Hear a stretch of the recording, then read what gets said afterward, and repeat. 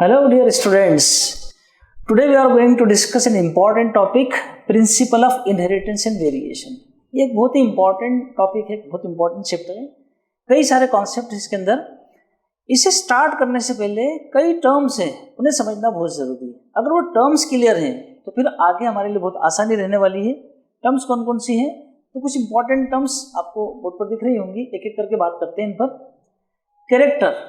Character होता क्या है? ये कैरेक्टर वो कैरेक्टर सर्टिफिकेट वाला कैरेक्टर नहीं है, बल्कि कैरेक्टर है फीचर ऑफ एन इंडिविजुअल, किसी इंडिविजुअल की फीचर कैरेक्टर।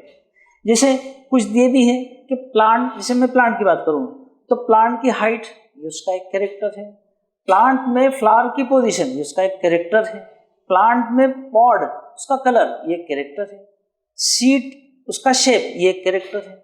तो कैरेक्टर क्या होगा? Features of an individual. Plant के लिए भी यही सत्य रहेंगे, इवन एनिमल के लिए भी हम बात कर सकते हैं, ह्यूमन बीइंग के लिए भी बात कर सकते हैं। तो कैरेक्टर क्या होगा? आई थिंक ये क्लियर हुआ।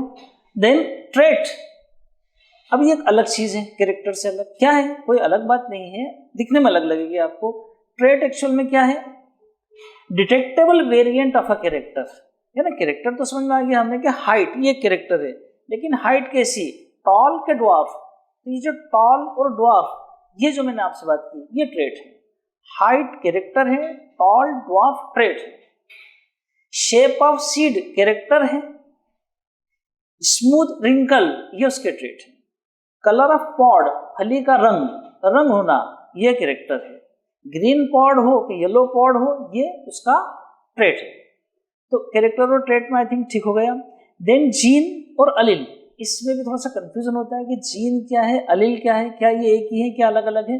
देखा जाए तो वो भी एक ही चीज है, कैरेक्टर और ट्रेट, लेकिन बोलने का तरीका अलग अलग है। इसी तरह से जीन और अलील ये भी एक ही चीज है, अलील भी जीन ही है। तो जीन कहेंगे किसे?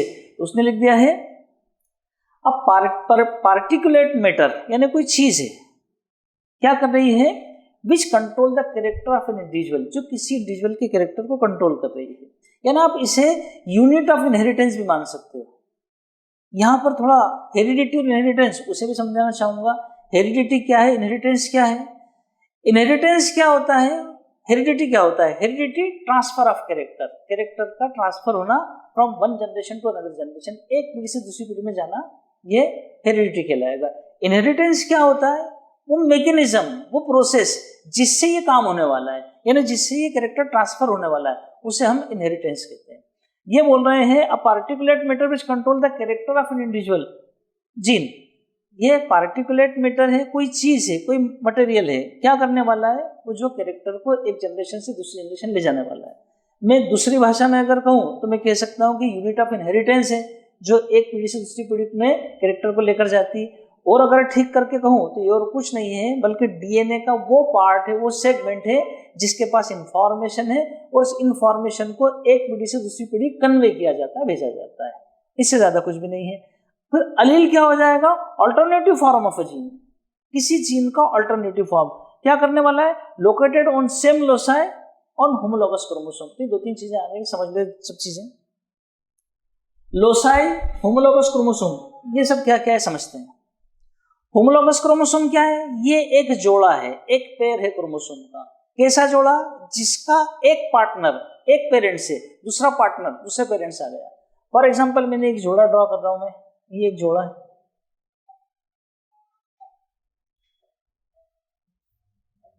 ये एक जोड़ा मैंने ड्रॉ किया, ये एक जोड़ा मैंने ड्रॉ कर दिया। ये होमोलोगस कब होगा? जब सारे क्रोमोसोम नंबर में से ये दोनों का size, shape, number of gene, position of gene सब कुछ आइडेंटिकल होना चाहिए। हाँ, जीन का टाइप, पोजीशन ऑफ जीन वो ठीक है, लेकिन ऐसा हो सकता है कि फॉर एग्जांपल टॉलनेस, उसके लिए अगर यहाँ पर कैपिटल है तो इसी के पैरेलल पोजीशन पर, यानी यहीं पर, तो ये जो पैरेलल पोजीशंस हैं ये कहलाती है लोकस सिंगुलर, और लोसाई होता है प्लूरल। तो मान लीजिए यहाँ पर अगर हाइट के लिए कोई जीन है तो यहाँ पर भी हाइट के लिए ही जीन होगा, कैपिटल टी स्मॉल टी कुछ भी हो सकता है वो, लेकिन होगा उसी सेम पोजीशन पर। जो पोजीशन है, जो लोकेशन है, उसी को हम लोकस बोलते हैं, पोजीशन ही को सेम लोसाई पर होने वाला। तो होमोलोगस पेयर ऑफ क्रोमोसोम है जिसके दोनों member exactly same morphology, same size, same shape, same number of gene, same position of gene, सब कुछ एग्जैक्टली सेम होगा, वो होमोलॉगस पेयर ऑफ क्रोमोसोम कहलाएगा। अंतर क्या हो सकता है? ये हो सकता है कि एक में एक पर्टिकुलर लोकस पर एक टाइप का टाइप मतलब अलील का एक टाइप हो, दूसरे जगह पर दूसरे टाइप का हो। जैसे यहाँ टॉलनेस के लिए जीन हो तो यहाँ पर ड्वार्फनेस या टॉलनेस दोनों के लिए हो सकता है, लेकिन रहेगा हाइट के लिए। फिर से देखते हैं, तो अलील क्या हो जाएगा? Alternative form of a gene, किसी जीन का अल्टरनेटिव फॉर्म, वो अलील कहलाएगा। तो अलील भी जीन है क्या? हाँ, अलील भी जीन है, जैसे वैसा है वैसे ये भी है। अब फिनोटाइप, जीनोटाइप, ये आमतौर पर यूज करने वाले टर्म्स हैं जेनेटिक्स के अंदर। अगर मैं फिनोटाइप की बात करूं तो फिनोटाइप क्या होगा? एक्सटर्नल अपीयरेंस, बाहर से कैसा दिख रहा है, मॉर्फोलॉजी कैसी उसकी, दिख कैसा रहा है, वो उसका फिनोटाइप कहलाएगा। वो लिख भी दिया इसने कि डिटेक्टेबल और visible character of an individual, जैसे टॉलनेस, डॉर्फनेस, ये क्या है? ये सारे के सारे फिनोटाइप के अंदर आएंगे। फिनोटाइप मतलब फिजिकली कैसा दिख रहा है। इसी तरह से जीनोटाइप क्या हो जाएगा? जीनोटाइप हो जाएगा उस पर्टिकुलर फिनोटाइप का जेनेटिक मेकअप, जीनोटाइप। काय से रिप्रेजेंट करेंगे उसे? हम उसे लेटर से रिप्रेजेंट करते हैं। जैसे कैसा कैसा हो सकता है, ये कैसे कैसा हो सकता है देखते हैं। जीनोटाइप में कैसे कैसे लिख सकता हूं? मैं ऐसे भी लिख सकता हूं कैपिटल टी कैपिटल टी, मैं ऐसे भी लिख सकता हूं कैपिटल टी स्मॉल टी, मैं ऐसे भी लिख सकता हूं स्मॉल टी स्मॉल टी। अगर ऐसा लिखूंगा जिसके अंदर दोनों सेम, ऐसा दोनों सेम, इसे कहेंगे होमोजाइगस। और अगर मैं ऐसा लिखता हूं जिसके अंदर दोनों अलग अलग हैं, एक कैपिटल लेटर से रिप्रेजेंट किया जा रहा है कि स्मॉल लेटर से रिप्रेजेंट किया जा रहा है, इसे बोलेंगे हेट्रोजाइगस। तो आई थिंक ये होमोजाइगस, हेट्रोजाइगस, ये भी क्लियर हुआ। जीनोटाइप फिनोटाइप क्या होते हैं ये भी क्लियर हुआ। देन इसमें आगे बढ़ते हैं। और अब इसमें करने क्या वाले हैं हम, इस चैप्टर में करने क्या वाले हैं हम? इसमें करने वाले हैं हेरिडिटी और वेरिएशंस की स्टडी करने वाले हैं। मैंने अभी अंतर समझाया आपको। हेरिडिटी यानी transfer of character from parents to their progeny, offsprings, उसका प्रिंसिपल, उसका प्रोसीजर, उसका मैकेनिज्म, वो कहलाता है इनहेरिटेंस। वेरिएशंस ये क्या होंगे? वेरिएशंस बना है वेराइटी से, डिफरेंसेस आना, चेंजेस आना। जैसे हम ह्यूमन बीइंग में देख ही रहे हैं कि जमाने भर के वेरिएशंस हैं। अगर मैं हाइट की बात करूं तो आपको भयंकर वेरिएशंस देखने को मिलेंगे, स्किन के कलर में वेरिएशंस देखने को मिलेंगे। तो ये जो वेराइटी है इसी को हम वेरिएशंस कहते हैं। अब ये जो वेरिएशंस हैं लिख दिया उन्होंने कि differences present between parents offspring, यानी पेरेंट्स और उसके ऑफस्प्रिंग्स या अमंग ऑफस्प्रिंग्स, ये जो डिफरेंसेस हैं ये और कुछ नहीं कहला रहा है। जेनेटिक सिस्टम में इसी को वेरिएशन कहा जाता है। हेरिडिटी लिख दिया है, transfer of genetic character from one generation to another generation. इसी को, ये जो कैरेक्टर ट्रांसफर हो रहा है इसी को हेरिडिटी कहेंगे। इसके मैकेनिज्म को इनहेरिटेंस कहा जाएगा। एक्चुअल में देखा जाए तो जेनेटिक्स के लिए एक वर्ड अगर हम यूज कर दें, लाइक बेगेट्स लाइक, यानी जो जैसा होता है वैसा ही पैदा करता है, यही जेनेटिक्स में बात की जाएगी। और उसमें जो वेरिएशंस आएंगे, क्यों आएंगे, कैसे आएंगे, ये सब इसी में स्टडी किया जाएगा। देन अब ये जो वेरिएशंस, ये जो वैरायटी आप देख रहे हो, ये दो टाइप की वैरायटी हो सकती है। एक वेरिएशन सोमेटिक वेरिएशन हो सकते हैं, एक जर्माइनल वेरिएशन होंगे। सोमेटिक वेरिएशन मतलब शरीर के अंदर होने वाले चेंज। जैसे फॉर एग्जांपल इंडियन फीमेल्स में ईयर बोरिंग, नोज बोरिंग, ये एक प्रोसेस है। तो कोई एक महिला जिसके ईयर में बोर किया हुआ है, आने वाली पीढ़ी में जो महिलाएं पैदा होंगी, उनमें जो बच्ची होंगी, उनमें ईयर में बोरिंग किया हुआ थोड़ी आएगा, डेवलप थोड़ी होगा। यानी ये जो फीचर था, ये जो कैरेक्टर था, ये जो चेंज आया शरीर में, ये चूंकि दूसरी पीढ़ी में रिफ्लेक्ट नहीं हो रहा है, इसलिए ये इनहेरिटेबल है। ये एक पीढ़ी से दूसरी पीढ़ी में नहीं जा रहा है, ये सोमेटिक है, शरीर में होने, बॉडी में होने वाला। देन जर्माइनल वेरिएशन, जर्माइनल वेरिएशन मतलब गेमिट्स के थ्रू वेरिएशन, गेमिट में होने वाला वेरिएशन वो अगली पीढ़ी में जरूर जाता है। गेमिट्स में होने वाला है, स्पोर में होने वाला है, स्पोर में होने वाला भी चलेगा, मियोसिस होना चाहिए, वो भी अलग जाता है, वो भी जाएगा। कैसा कैसा हो सकता है वो? कंटिन्यूअस भी हो सकता है, डिसकंटिन्यूअस भी हो सकता है। कंटिन्यूअस कैसे होगा? तो स्पोर बनाते समय या गेमिट बनाते समय जब मियोसिस होता है, तो मियोसिस के समय, मियोसिस फर्स्ट में, प्रोफेज 1 में एक स्टेज आती है पेकिटिन, वहां पर क्रॉसिंग ओवर होता है, जिसके अंदर वो जो होमोलॉगस पेयर ऑफ क्रोमोसोम्स हैं उनमें जो नॉन सिस्टर क्रोमेटिड्स हैं, फॉर एग्जांपल एक क्रोमोसोम ये रहा, एक क्रोमोसोम ये रहा, इसकी जो दोनों क्रोमेटिड्स हैं ये कहलाएंगे सिस्टर क्रोमेटिड्स, इसके भी ये दोनों क्रोमेटिड्स सिस्टर क्रोमेटिड कहलाएंगे।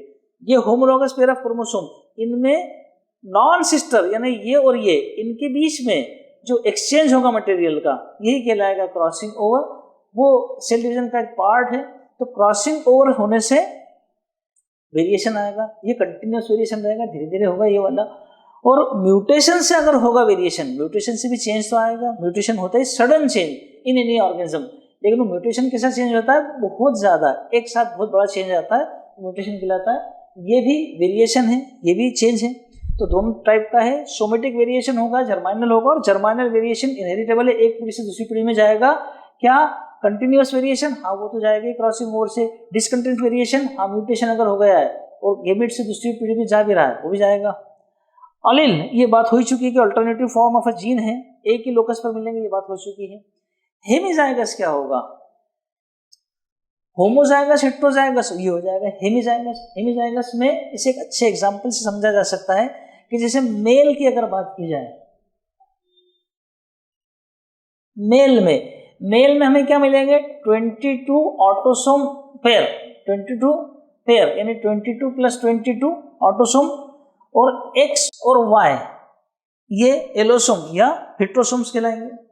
इनमें एक्स क्रोमोसोम पर जो जीन है वो एक्स लिंक्ड जीन भी कहलाएंगे, और इसकी कोई दूसरी कॉपी हमारे पास नहीं है।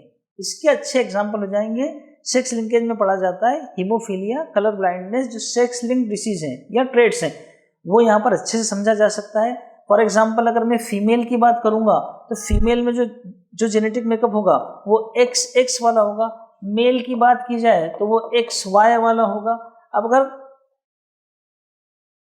ट्रेट मिल रहा है यहाँ पर, मान लीजिए दोनों जगह पर कलर ब्लाइंडनेस के लिए जीन मिल रहे हैं, यहाँ पर एक ही जगह पर मिलेगा। तो चूंकि इसमें एक ही एक्स लिंक्ड, एक ही पर लिंक्ड है, हेमी यानी आधा, आधे पर, यहाँ दोनों पर है, चूंकि यहाँ पर एक ही पर है इसलिए इसे हेमिजाइगस कहेंगे, एक ही पर मिलने वाला। देन आगे नेक्स्ट, हाइब्रिड विगर या हेटेरोसिस, ये क्या होता है। कोई भी ऑफस्प्रिंग्स अपने पेरेंट्स से अगर बेहतर फीचर रखे, अच्छे डेवलप्ड कैरेक्टर्स रखें, डिजायर्ड कैरेक्टर रखें जो काम के, वो कहलाएगा ऐसा ऑफस्प्रिंग जो अपने पेरेंट्स से सुपीरियर होगा, वो हाइब्रिड विगर कहलाएगा, या हेटेरोसिस भी कह सकते हैं इसे। ये कैसे डेवलप करते हैं, तो फॉर एग्जांपल मैंने 2 प्लांट लिए, एक प्लांट में यील्ड अच्छी यानी अच्छी पैदावार होने वाली है, दूसरे प्लांट के अंदर डिसीज रेजिस्टेंट का जीन है यानी वो बीमारियों से लड़ने की क्षमता है उसके पास। तो जिसके पास बीमारी से लड़ने की क्षमता है उसकी यील्ड अच्छी नहीं है, जिसकी यील्ड अच्छी है उसकी बीमारियों से लड़ने की क्षमता नहीं है। इन दोनों का क्रॉस कराकर अगर मैं एक नई वेराइटी बना, एक नया ऑफस्प्रिंग डेवलप करूं, और उसमें अगर ये दोनों फीचर आ जाएं, यानी हाई यील्डिंग वेराइटी भी डेवलप हो, साथ में डिसीज रेजिस्टेंट का फीचर भी आ जाए, तो फिर ये हाइब्रिड विगर या हेटेरोसिस हो गया, और ये अपने पेरेंट के मुकाबले एक बेहतर, एक अपर हैंड रखने वाली ऑफस्प्रिंग डेवलप हुई है। तो वही बोल रहे हैं कि superiority of offsprings over it's parent, अपने पेरेंट पर सुपीरियरिटी होगी। जहां पेरेंट्स में एक ही फीचर थे वहां इसमें 2 हो गए, यील्ड भी बढ़ गई, साथ में डिसीज रेजिस्टेंट फीचर भी आ गया। अब ये बोल रहे हैं कि can be maintain for long time in vegetative propagation plant can be lost by inbreeding. तो क्या होता है कि अगर लगातार सेल्फिंग करी जाती है तो लगातार सेल्फिंग से इनब्रीडिंग डिप्रेशन डेवलप होता है, जिससे फीचर वहीं के वहीं रह जाते हैं, वही उसी जगह रह जाएंगे, नए फीचर नहीं आ पाते, जिससे ठीक से वेरिएशन भी नहीं आ पाएंगे, आगे इवोल्यूशन में भी दिक्कत आएगी और वो स्पीसीज सफर करने लगेगी। देन नेक्स्ट, मेंडल के एक्सपेरिमेंट। अब जेनेटिक्स का नाम आए और मेंडल साहब का नाम नहीं आए, ऐसा हो ही नहीं सकता। तो इसीलिए मेंडल को फादर ऑफ क्लासिकल जेनेटिक्स भी बोल सकते हैं। अब इनके बारे में ज़्यादा हिस्ट्री वो तो किताबों में लिखी है, कोई खास बात नहीं है। जो काम की बात है वो ये है कि इन्होंने जो अपने एक्सपेरिमेंट किए थे पीपर, वो कब से किए थे, 1856 से 1863, यानी 7 साल तक ये काम करते रहे, और 1865 में इन्होंने अपने काम को पब्लिश किया था। फिर उन्होंने क्या किया, काम कैसे किया, 14 ट्रू ब्रीडिंग पी प्लांट लिए। अब ट्रू ब्रीडिंग पी प्लांट का क्या मतलब होगा, जैसे मान लीजिए उन्होंने एक कैरेक्टर लिया हाइट, उसके 2 ट्रेट मिल जाएंगे मुझे, टॉल भी मिल जाएगा और ड्वार्फ भी मिल जाएगा। तो टॉलनेस के लिए मेरे पास क्या क्या हो सकता है, या हाइट के लिए मेरे पास क्या क्या है, कैपिटल टी भी है, कैपिटल टी स्मॉल टी भी है और स्मॉल टी भी इनका जीनोटाइप है। उन्होंने क्या किया था, true breeding P plant. True breeding कैसे मिलेंगे, जिसमें लगातार सेल्फिंग कराकर प्योर ले लिया जाए, जैसे या तो ये मिल जाए मुझे या ये मिल जाए, हाइब्रिड नहीं लिए, ट्रू ब्रीडिंग, दोनों कैपिटल या दोनों स्मॉल, होमोजाइगस कंडीशन डेवलप की, ऐसा मान सकते हैं। और क्या किया, true breeding line is one that having under, ये तो बता दिया मैंने आपको, लगातार सेल्फिंग करा के ये काम कर सकते हो।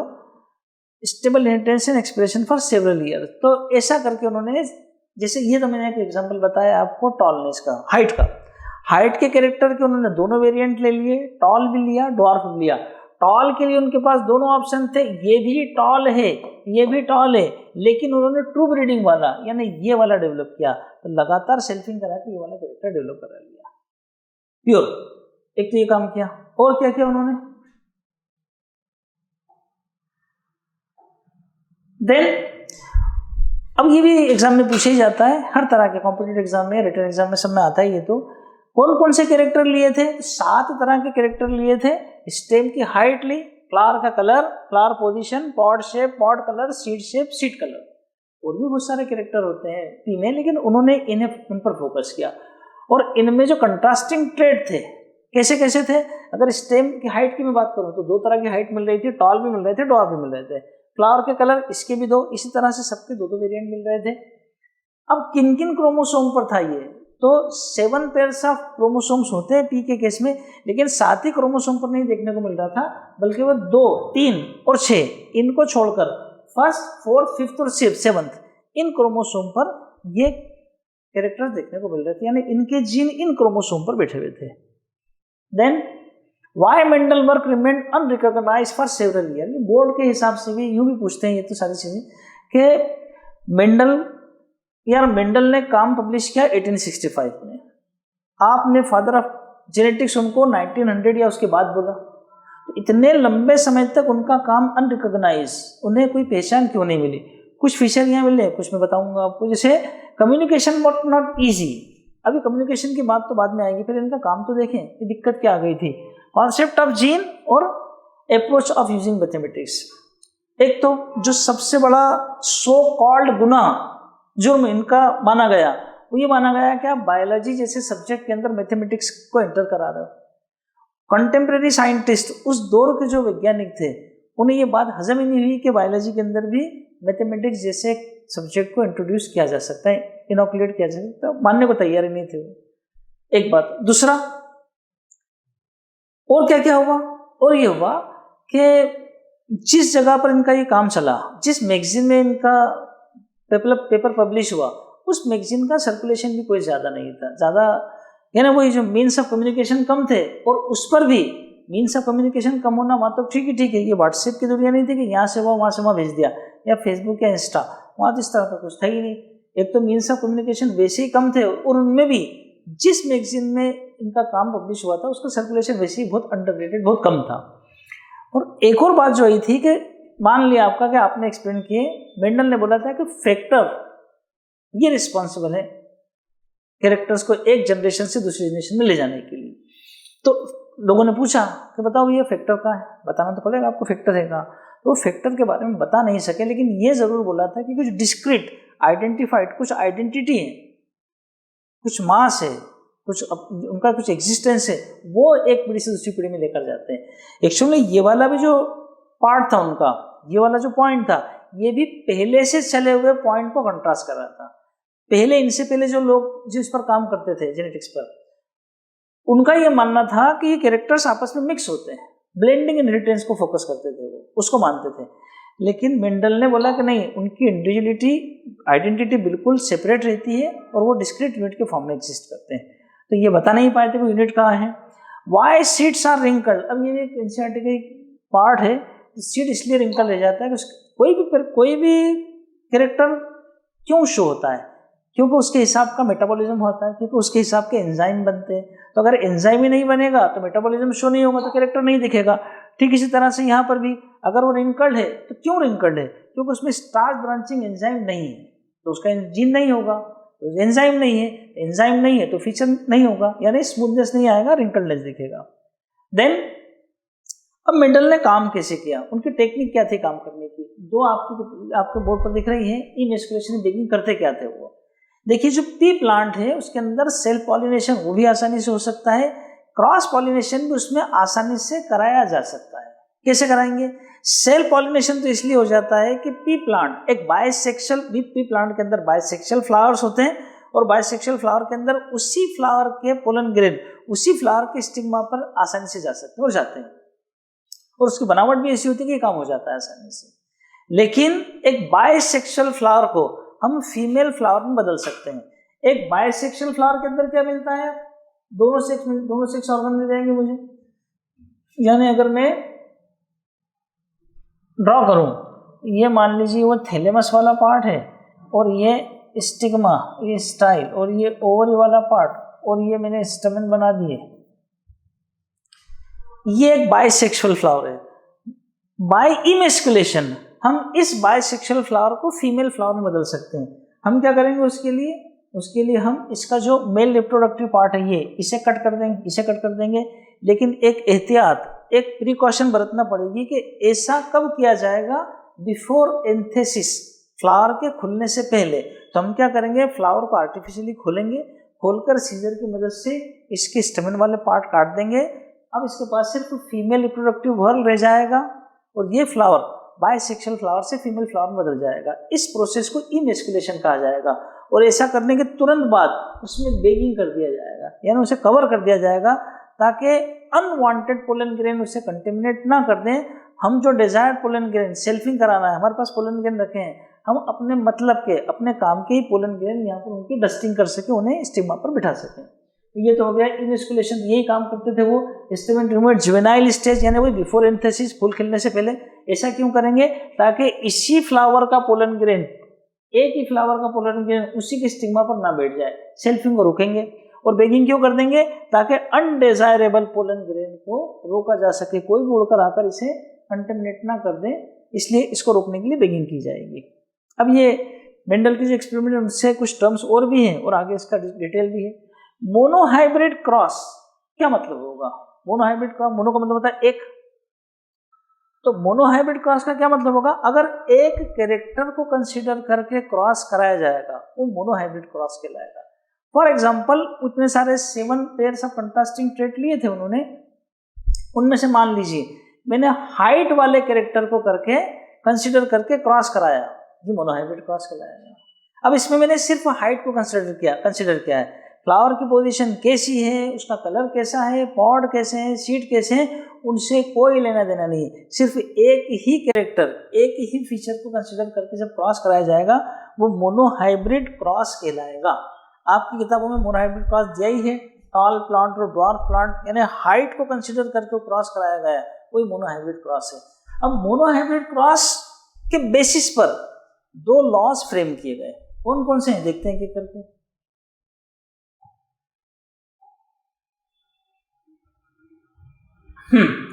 एक है लॉ ऑफ डोमिनेंस। डोमिनेंट एक इंग्लिश का सामान्य वर्ड है जिसका मतलब होता है अपर हैंड होना, छा जाना, कवर कर लेना, ढक लेना। क्या क्या बोल रहा है इसके रिगार्डिंग? वो बोल रहे हैं कि characters are controlled by discrete units called factors. Mendel ने बोला ही था कि जो कैरेक्टर्स है कौन कंट्रोल करते हैं? डिस्क्रीट यूनिट फैक्टर पे। मेंडल के हिसाब से फैक्टर बोला गया था। जॉनसन ने इन्हीं को जीन कहा, डार्विन ने इन्हीं को पेंजीन कहा था। ये पहला पॉइंट हो जाएगा कि कैरेक्टर जो कंट्रोल करेंगे कौन? फैक्टर करेंगे यानी जीन करेंगे। फैक्टर्स ऑकर इन पेयर, और ये जो जीन होंगे ये पेयर में मिलेंगे हमें। पेयर में कैसे मिलेंगे? जैसे मैं हाइट की अगर बात करूं, या तो कैपिटल टी ये एक पेयर हो सकता है, या कैपिटल टी स्मॉल टी ये एक पेयर हो सकता है, या स्मॉल टी ये एक पेयर हो सकता है। जब भी मिलेंगे पेयर के अंदर ही मिलेंगे। फिर क्या बोला है? In a dissimilar pair of factor. Dissimilar pair of factor, अरे एक पेयर ये रहा, एक पेयर ये रहा, लेकिन ये तो सिमिलर है, दोनों कैपिटल टी। एक पेयर ये रहा, ये भी सेम है, दोनों स्मॉल टी। वो तो बोल रहा है डिसिमिलर पेयर ऑफ फैक्टर, यानी इसकी बात की जा रही है। तो अगर कभी डिसिमिलर पेयर ऑफ फैक्टर होगा, one member of the pair dominate the other, इन दोनों में से एक मेंबर दूसरे पर डोमिनेंसी शो करेगा, तो एक डोमिनेंट कहलाएगा, दूसरे वाला रेसेसिव कहलाएगा। फिर बोल रहे हैं कि the law of dominance is used to explain the in expression only in one parental character. हाँ, एक ही कैरेक्टर इन मोनोहाइब्रिड क्रॉस। अब मैं इसे आपको ठीक से एक्सप्लेन करता हूँ कि मोनोहाइब्रिड क्रॉस को एक्सप्लेन कैसे करेंगे, समझिएगा। उनका ये कहना है कि साहब इन दोनों में से अगर दोनों डिसिमिलर पेयर है तो उनमें से कोई एक अपने आप को एक्सप्रेस करेगा, जो एक्सप्रेस करेगा वो डोमिनेंट कहलाएगा। समझने की कोशिश करते हैं। फॉर एग्जांपल मैंने ले लिया tall plant, capital T pure tall, इसका क्रॉस कराया small T pure dwarf, dwarf तो प्योर ही रहेगा। इसके जो गैमेट बनेंगे वो बनेंगे कैपिटल टी, ये क्रॉस कराया। इसके जो गैमेट बनेंगे वो बनेंगे स्मॉल टी, इनको मिलाया बन जाएगा कैपिटल टी स्मॉल टी। कैसा है ये टॉल? जनरेशन कौन सी? F1 generation. क्या हो गया? लॉ ऑफ डोमिनेंस एक्सप्लेन हो गया क्या?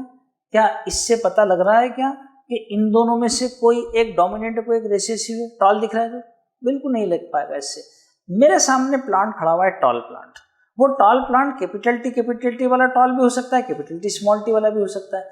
मुझे कैसे पता लगे कि उसके अंदर एक स्मॉल टी छुपा हुआ बैठा है? ये कैसे पता लगाऊंगा? फिर मुझे F2 जनरेशन के लिए भी जाना पड़ेगा, यानी मैं इसकी सेल्फिंग कराऊंगा। इस F2 जनरेशन के लिए करा रहा हूं। मैंने लिया कैपिटल टी स्मॉल टी, इसका क्रॉस करा रहा हूं कैपिटल टी स्मॉल टी। दो टाइप के गैमेट इसके बनेंगे कैपिटल टी स्मॉल टी वाले, दो टाइप के इसके बन जाएंगे कैपिटल टी स्मॉल टी, दो बन जाएंगे। इसको इसके साथ जोड़ूंगा कैपिटल टी, इसको फिर इसके साथ जोड़ूंगा कैपिटल टी स्मॉल टी, इनको इसके साथ जोड़ दूंगा कैपिटल टी स्मॉल टी, और इसको इसके साथ जोड़ूंगा स्मॉल टी। अब देखते हैं कि मेंडल का लॉ ऑफ डोमिनेंस कैसे प्रूव होता है। मैं अगर इन सब को देखूं तो इनमें जो कैपिटल टी है, कैपिटल टी, इनमें कैपिटल टी कितने हैं? 1 2 3 और 4, 4 कैपिटल टी हैं। स्मॉल टी कितने हैं? 1 2 3 और 4, स्मॉल टी भी 4 हैं। अगर डोमिनेंस जैसी कोई बात नहीं होती तो दोनों चूंकि एक ही नंबर है, दोनों 4 हैं, तो दोनों में मुझे 50% यानी 50% टॉल 50% ड्वार्फ मिलना चाहिए था। लेकिन मुझे क्या मिलता है? मुझे मिलते हैं 4 में से 3 टॉल और 1 ड्वार्फ, यानी 75% टॉल और 25% ड्वार्फ मिल रहे हैं, यानी वही 3:1 मिल रहे हैं। मेरा एक्सपेक्टेशन कैसा था? मुझे मिलना चाहिए था 1:1, लेकिन मिल रहा है 3:1। इसका मतलब ये हुआ कि ये जो टॉल है, नंबर दोनों का सेम है, सेम होने पर अपना इफेक्ट दिखाए तभी तो डोमिनेंट कहलाएगा। इसका मतलब ये कैपिटल टी टॉल है।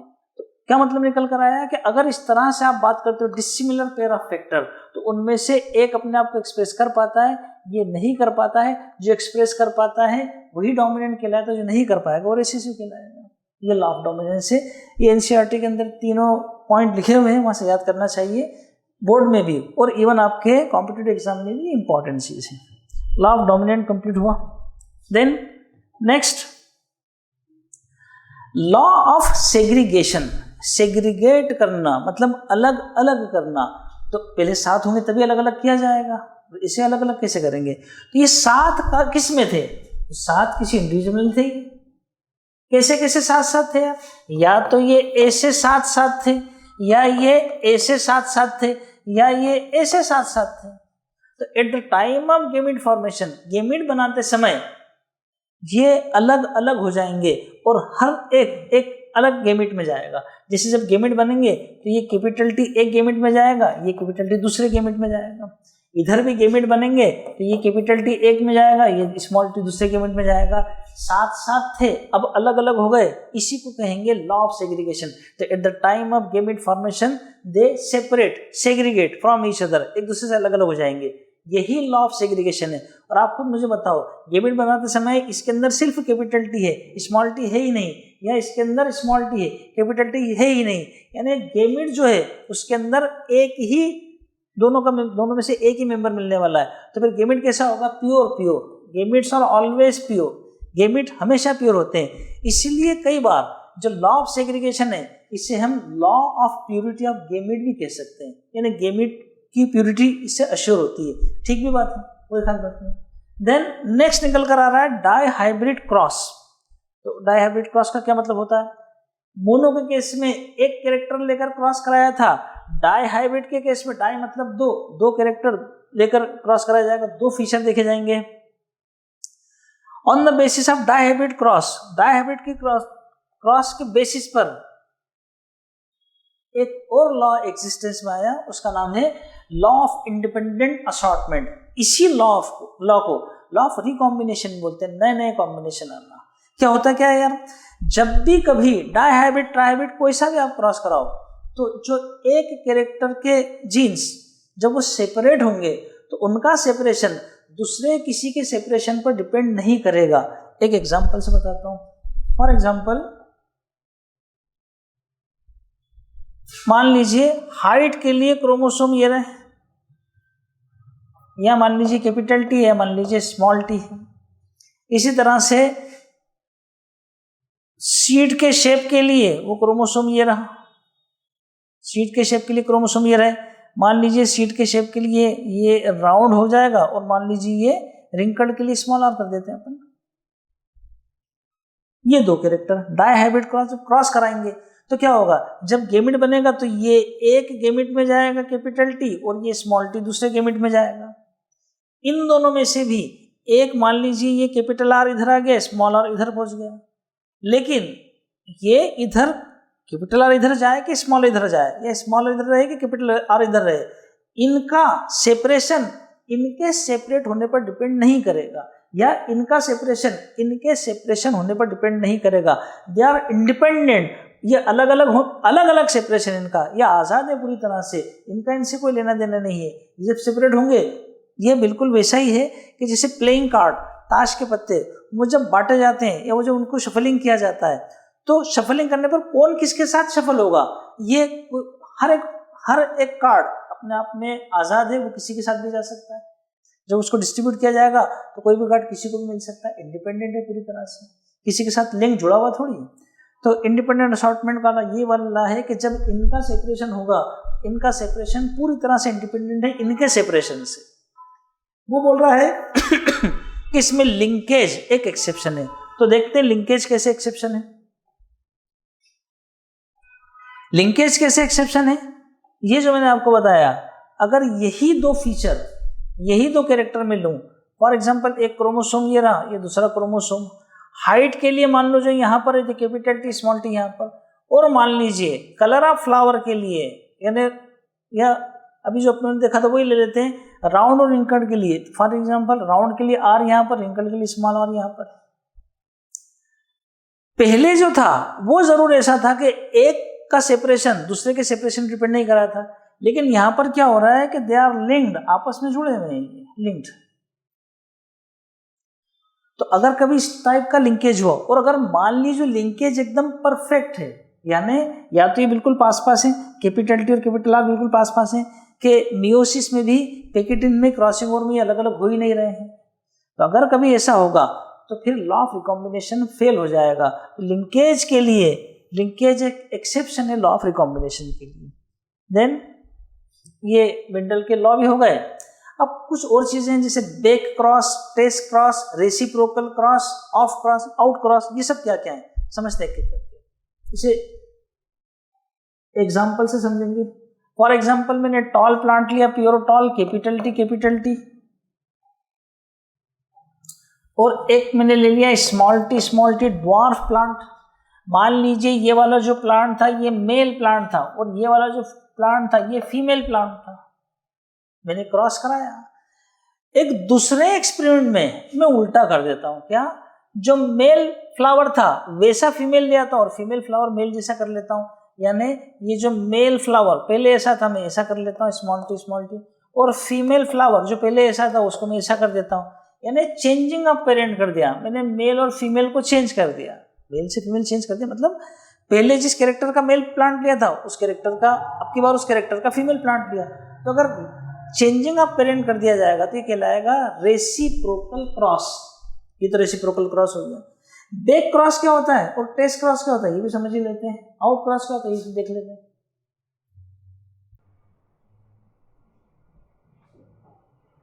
फिर एग्जाम्पल ले रहे हैं, कैपिटल टी स्मॉल टी मैंने ले लिया, इसके गेमिट बने कैपिटल टी, इसके गेमिट बने स्मॉल टी, ये क्रॉस कराया, मेरे पास जो F1 जनरेशन आया कैपिटल टी स्मॉल टी, ये सारे के सारे ऑल टॉल, सब टॉल रहेंगे। अब बैक क्रॉस का मतलब समझो, आप बैक जाना मतलब पीछे, गाड़ी में बैक लेते हैं पीछे जाते हैं, यहाँ पर पीछे कैसे जाएंगे, ये जो इंडिविजुअल बने हैं F1 जनरेशन के, पीछे जाओ, यानी ये कौन सी जनरेशन थी, पेरेंटल जनरेशन, किसी भी एक पेरेंट से क्रॉस कराओ। जैसे मैं इसका कराया कैपिटल टी स्मॉल टी, इसका मैं इस पेरेंट से करा रहा हूँ कैपिटल टी। एक और ऑप्शन है मेरे पास, यही क्या, इस कैपिटल स्मॉल टी यानी ये वाला, इसका मैं अब की बार करा रहा हूँ इस वाले पेरेंट से, स्मॉल टी वाले से।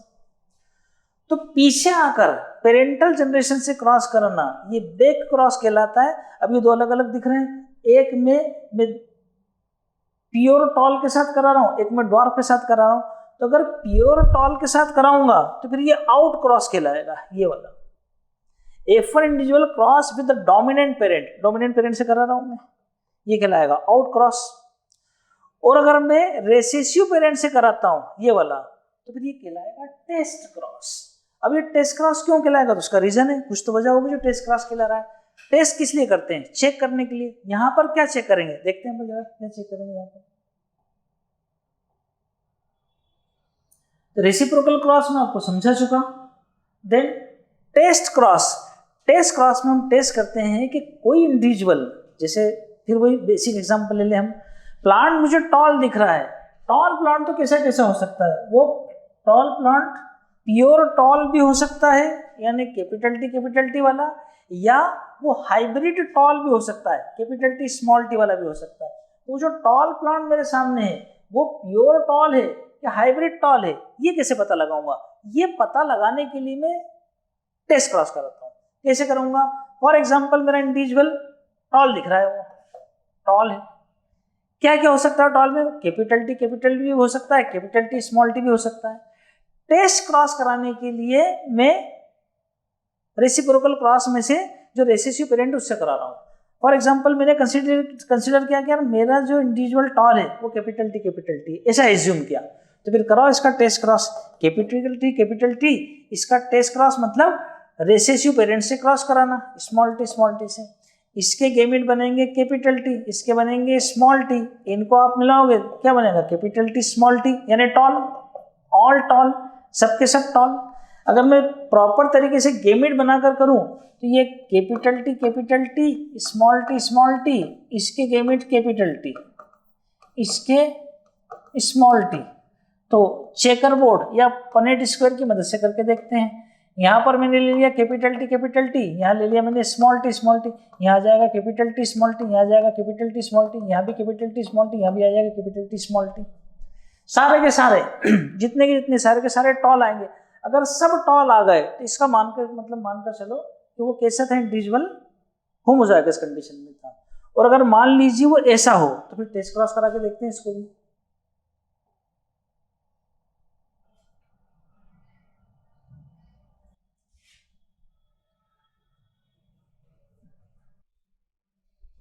अगर वो इंडिविजुअल हेटेरोजाइगस कंडीशन वाला है यानी वो कैसा है, कैपिटल टी स्मॉल टी वाला, फिर करा के देखो इसका टेस्ट क्रॉस, यानी वही रेसेसिव पेरेंट से क्रॉस कराया।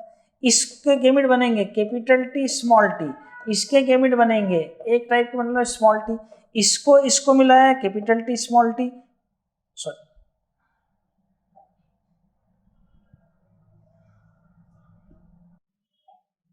तो इसको और इसको मिलाया कैपिटल टी स्मॉल टी, और इसको मिला देंगे स्मॉल टी। ये कैसा दिखेगा, टॉल, ये कैसा दिखेगा, ड्वार्फ। रेशियो क्या निकल कर आएगा, 1:1। तो अगर कभी मुझे लंबे प्लांट के साथ साथ छोटे प्लांट भी दिखें तो ये इस बात का सबूत है कि मेरा जो प्लांट था वो प्योर टॉल ना होकर हाइब्रिड टॉल था, क्योंकि उसके पास एक स्मॉल टी छुपा हुआ बैठा था। जैसे ही उसे मौका मिला उसने अपने आप को एक्सप्रेस कर दिया। तो इससे मैं पता लगा सकता हूं कि मेरा टॉल प्योर टॉल था कि हाइब्रिड टॉल था। ये टेस्ट क्रॉस का फायदा है। बोल ही रहा है phenotypic genotypic ratio are same, बिल्कुल सेम मिलेंगे। यहाँ पर भी देखो फिनोटाइप और जीनोटाइपिक रेशियो, इससे पहले अपन ने देखा सब टॉल। दूसरा, total generation of type 50% dominant 50% recessive, ये 50% डोमिनेंट 50% रिसेसिव जनरेशन मिल रही है। ये हो गया आपका टेस्ट क्रॉस क्या होता है, ये भी समझ लिया अपनों ने। ये आपके एनसीईआरटी का डायग्राम है, एनसीईआरटी के डायग्राम से भी आप समझ सकते हैं। फ्लावर दिया है उसने, क्या कर रहा है, अब ये अननोन है, हमें पता नहीं है कि ये ऐसा है कि ऐसा है, यानी होमोजाइगस है कि हेट्रोजाइगस है। कैसे पता लगाएंगे, करो इसका डबल रिसेसिव पेरेंट्स है, जब करा तो रिजल्ट कैसे निकल कर आए, ये सारे के सारे वॉयलेट जैसे अपन पढ़ा था, सारे के सारे टॉल आए थे। ऐसे half flower violet half flower white जैसे अपन पढ़ा था, आधे टॉल और आधे ड्वार्फ। इंटरसेप्शन निकल कर क्या आया, अननोन फ्लावर। वही अगर वो होमोजाइगस होगा तो सारे टॉल, यहाँ पर सारे कलर्ड, और अगर हेट्रोजाइगस होगा तो मुझे 50-50% देखने को मिलेंगे। ये आपका टेस्ट क्रॉस भी होगा। टेस्ट क्रॉस पर क्वेश्चन भी आते, पूछा जाता है test cross. Then gene interaction, यानी ये जो जीन है इनका आपस में जो इंटरेक्शन होता है, तो जीन इंटरेक्शन जो है कि अलग टॉपिक है, इसके लिए अपन अलग से फिर बैठेंगे जीन इंटरेक्शन के लिए। आप इस तरह के सारे वीडियोस के लिए आगे धीरे धीरे करके पूरा चैप्टर कंप्लीट होगा, पूरा सिलेबस भी होगा। इस तरह के वीडियोस आगे देखने के लिए हमारे साथ बने रहिए। Thank you very much.